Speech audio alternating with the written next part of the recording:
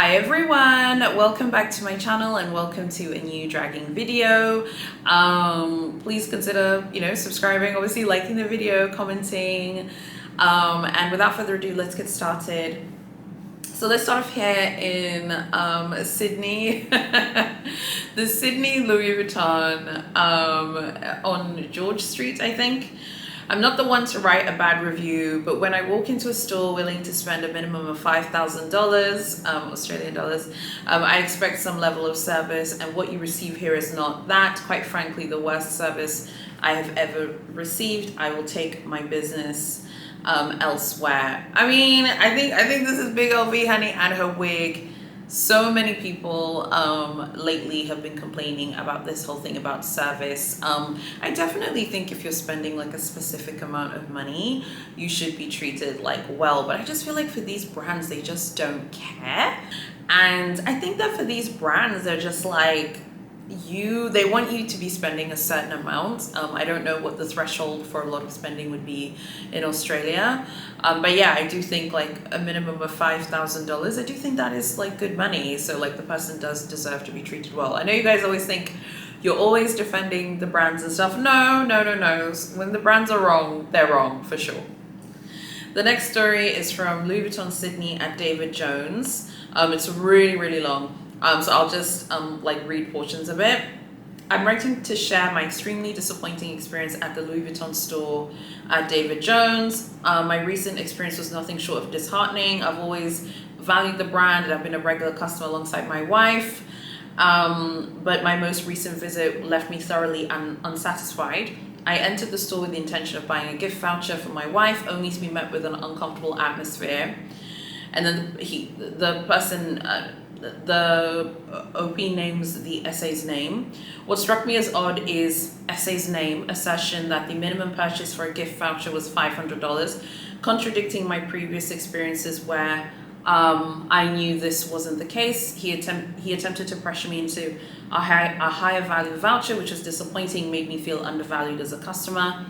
Unlike my previous encounters at other Louis Vuitton stores where the staff was warm and attentive, Essay's attitude made me feel like an inconvenience rather than a valued patron. To add to my dissatisfaction, I was not offered a drink during my visit, which is customary when expressing interest in a purchase. When I asked for one, Essay's annoyance was palpable. The presentation of the gift voucher, whoa, this keeps getting worse.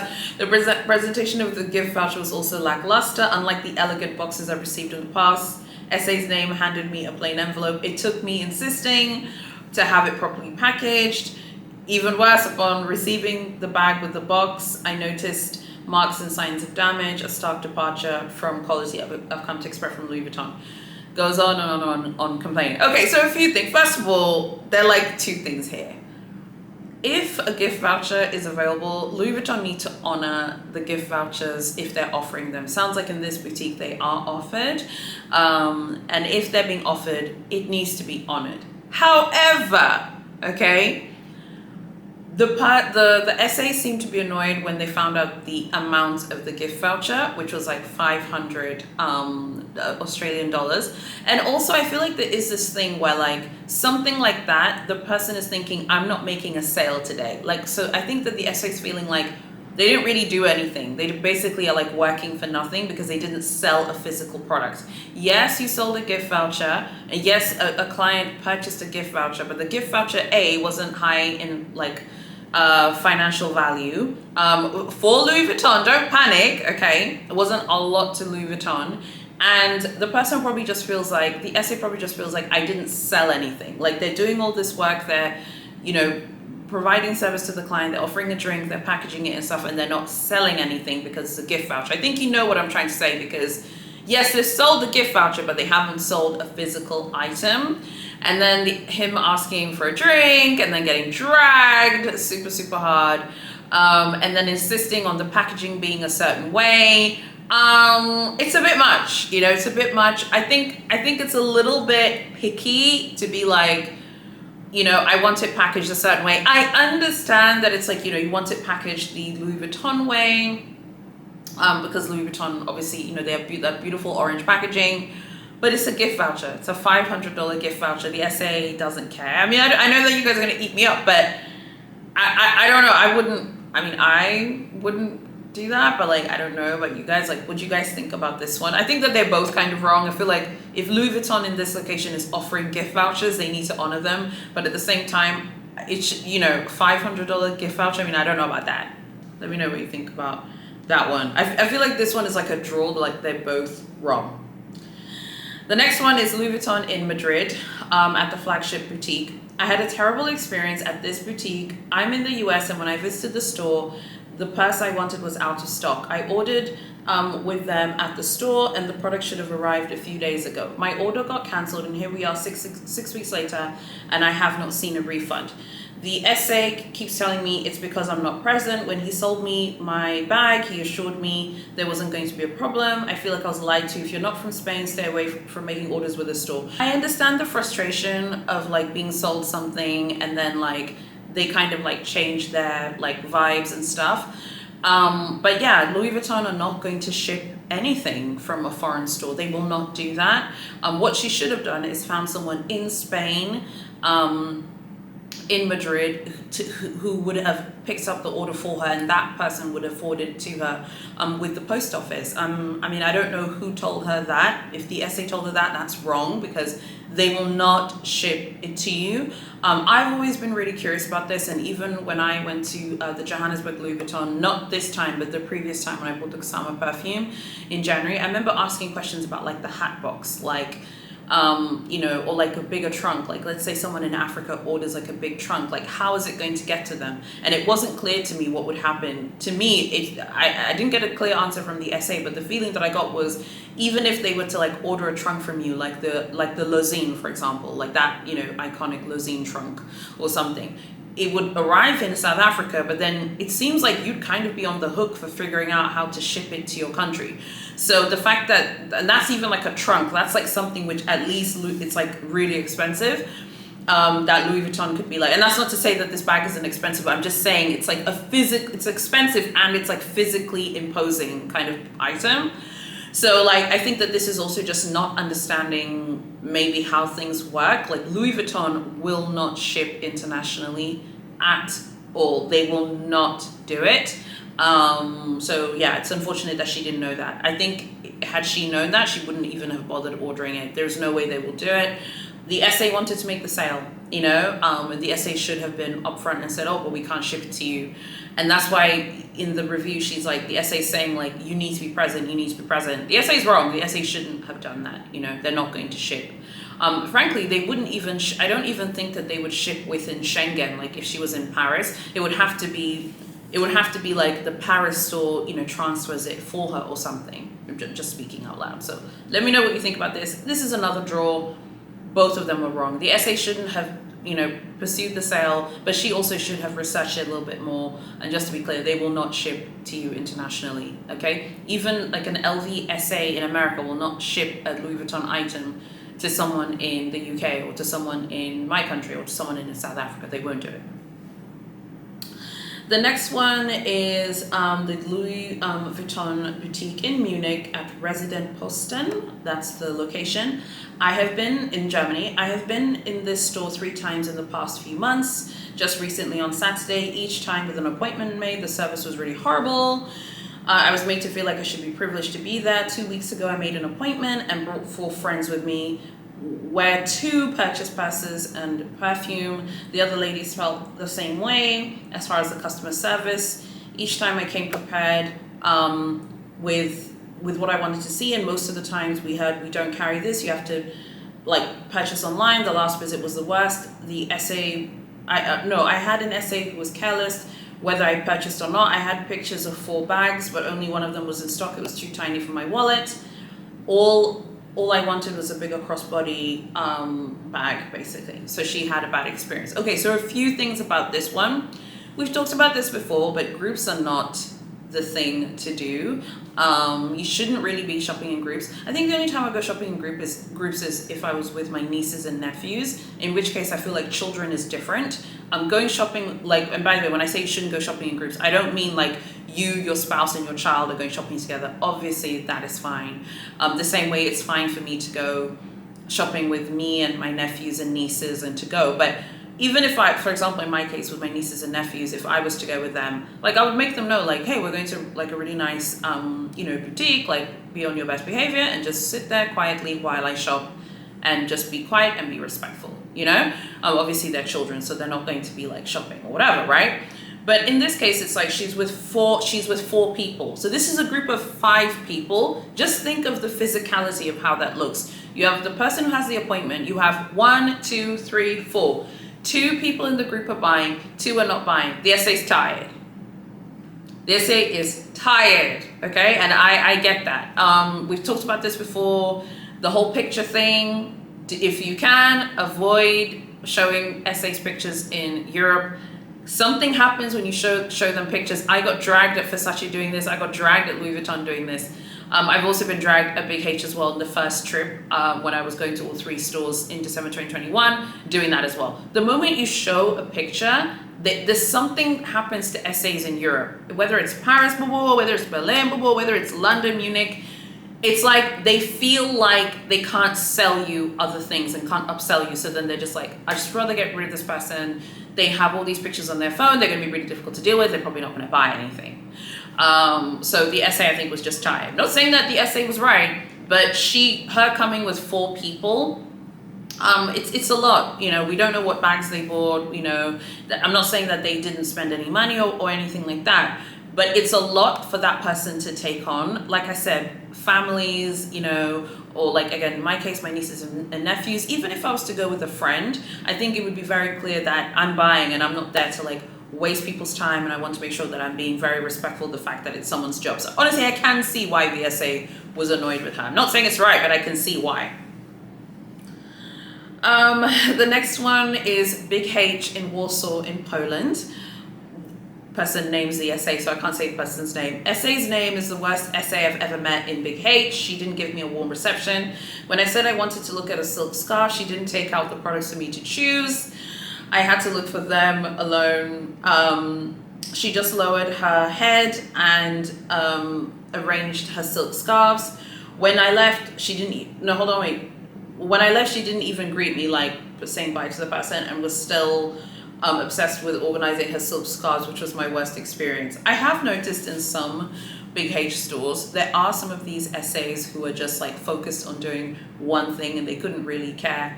I remember in February, my cousin saw this gentleman, an essay, cleaning, like with a lint, those lint roller things, like cleaning this pool table that was on display at Sev, and the pool table was like 200K, something like that. It was a great, fantastic sum of money, like Big H's wig, just saying, give me 200 racks for this. Girl, okay.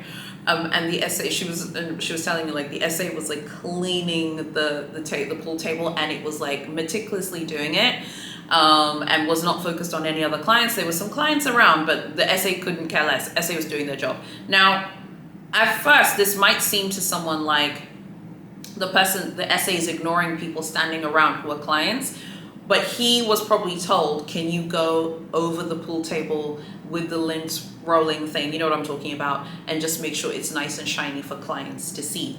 The person is doing their job, so you can't really be angry at someone for doing their job. I'm not saying it's right to ignore clients, but she was clearly told to organize the scarves in the boutique, and she was going to organize the scarves, honey. She's going to organize them and get them together, and if you don't like that, you can leave.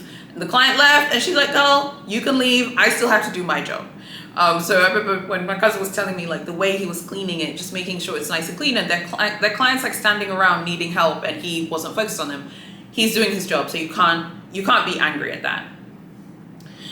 The final review is from Big H Warsaw in Poland. Again, nice shop if you look at the location. Unfortunately, very incompetent staff. I tried to order a bag, no Birkins, no Kellys. And of course, I've accepted to wait until my order will be made after 6 months and several inquiries. I was told that it's impossible to place an order. I'm a loyal Big H customer for more than 25 years in different countries. I must admit I'm flabbergasted. The staff at the Warsaw store represents the quality of values that are opposite to what Big H is known for.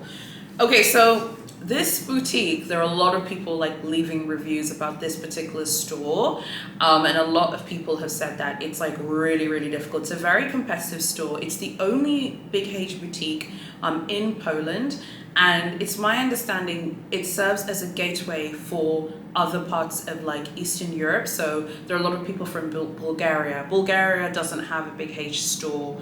I'm trying to think of another country that doesn't have a Big H store. That's also in Europe. Hungary, if I recall correctly, doesn't have a Big H store. And then you have other countries like Albania and Serbia. They also don't have Big H stores. They're all in Europe. Granted, Albania and Serbia are not part of the EU, but you know what I'm saying. They're all in Europe and they don't have stores. So this store is not only serves local Polish clients, but it's also a gateway boutique to other Eastern European countries that do not have a Big H store, the same way Johannesburg is a gateway for other African countries, right? So it's going to be very competitive. I mean, the person was saying that they've been shopping at Big H for 25 years in different countries. It's not clear whether they live in Warsaw, whether they're Polish and they're a resident there. You know, if you're just like someone who loves the brand and you've been shopping for many years but you don't live there, like why should they allow you to, as the person put it, like order a bag or, you know, try and get a quota bag, but you're not like loyal to the store, you know? Like why should they allow you to do that? I mean, me personally, I don't really understand that, and I don't think that would be fair. Like particularly if you're not going to play the game, like why should they give you one when there are other people waiting? From everything I've read online about this store, from the reviews people have left about this store, it is extremely competitive. It is extremely competitive with many people who shop there locally, and then like I said, it's the gateway boutique to other countries in Eastern Europe that do not have an Hermes store. So if someone lives in another country in Eastern Europe, they're going to go and play the game in Warsaw, perhaps. Like, are you going to be competing with those Glamours and Sunny, with those lepers, because they're going to be playing the game? So while the person can say, oh, I wasn't able to order a bag, I mean, were you going to play the game? Because if you think you're going to go in there, you know, and wow them with, oh, I'm so passionate, you know, show your passion for the brand. I mean, those kind of passion Hunger Games, that's what I'm going to call it. Maybe they're not that impressed. So they're like, girl, you can leave. You're not going to get a Birkin or Kelly. A lot of people have also said about this store that it doesn't have stock. People ask for items. They're like, oh, we don't have that. We don't have that. No, we don't have that. But obviously they do, and they're selling things, but maybe they don't want to offer them. I don't know. So we'll have to, you know, discuss that. What do you guys think about today's Birkin? Well, no, it's not a Birkin, babe. My mind is melting, I think, because I'd mentioned Big H Warsaw. What do you guys think of today's dragging video? And what are your thoughts on it? There's another one that I've just remembered that I wanted to talk to you guys about. I won't read it, but it's of one of the boutiques in Cartier. I believe it was the Maison Vendôme location. It's either the Maison Vendôme or Rue de la Paix in Paris for Cartier. This couple had bought 2 watches. I think it was like a steel Santos and a tank. They weren't gold, they were like steel. And they asked the SA if that they could leave the packaging with the store, and then could it be shipped to their country? I believe they're from the US. Again, the whole thing about shipping, it's just not something which I think is that prevalent in Europe. So I think it's just one of those things where it's just going to be like, and then the SA was like, yeah, we can ship them to you. And then the store never did, because again, like I said, you know, they're not going to. And then the person, the couple like complained on the Google reviews thing, and Cartier and Van Cleef respond to all Google reviews, by the way. It's really admirable, because Big H was not responding. Big LV Honey, Big Dior, Big C, they're not responding. Make such a big deal about the packaging thing. Just take it with you if you want to keep it, and just like be very strategic about the way that you're packing. Like I came back with all of my packaging, and when I traveled with Edwin to the last time to Europe, because you know he didn't come with me this time, but even this time I did, and it wasn't an issue, and I was just strategic about the way that I packed it, and it wasn't an issue. I don't really understand like being really dramatic. Like, can you ship it to us like for 2 watches? That's like, I mean, minimum. That's just like the watch boxes, which you could put into like a bag that you could use as like hand luggage on the plane.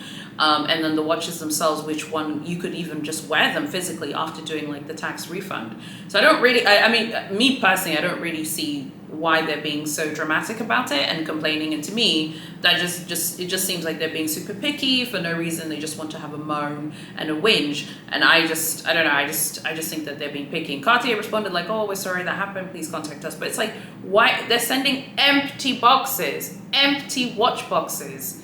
You need to put your wig on, honey, and take your empty watch boxes with you. To me, I don't really understand them doing that. Maybe they wanted to, I don't know. Like, the more cynical part of me is like, did they want to not declare the watches or something when they're returning to the US? I mean, I don't know. How do you guys read that one? I actually think that's just really annoying, and I think some people are super annoying. Tell me what you think about today's dragging stories. Let me know if you like these videos. Like I said, like the video, subscribe. Go follow me on Instagram. I haven't filmed a dragging video in some time, so there were so many. It was like there's so many to choose from as well, because people are always like updating of all the brands and stuff, and there's so many that I haven't even covered yet. So I have lots more dragging videos coming in November and next month as well. So make sure that you stick around. I'd love to see you in the groups. Link below. Go sign up for the newsletter. But critically, follow me on Instagram. I would love to get to 1,000 Glamazons on Instagram following me. So I would really appreciate if you would go and follow me on Instagram. Thank you so much for watching, and I'll see you guys very soon in my next video.